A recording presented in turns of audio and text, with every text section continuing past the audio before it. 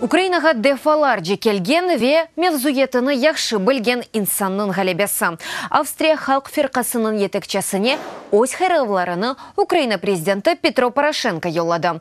Қайдеткені кебі Себастьян Курц қытта барашығы үшін Авропа бірлігінің эмиетіне қати ишанған адамдар. Шыны айтымаға истередім ке шымды олған мәліматқа көре Австрия сайлавларында консерваторлар рейлерінің қарарнен 31% қазанды. Екенже ве үшінші ерлерні социал-демократлар ве ультрасақ азатлық фирқасы алды. Украина үшін Себастьян Курцның канцлер вазифесіне кече білежігі яқшы ишмардар.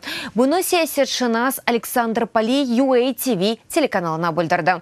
Киевге низбеттен саясетіні Вена пек денаштырмес.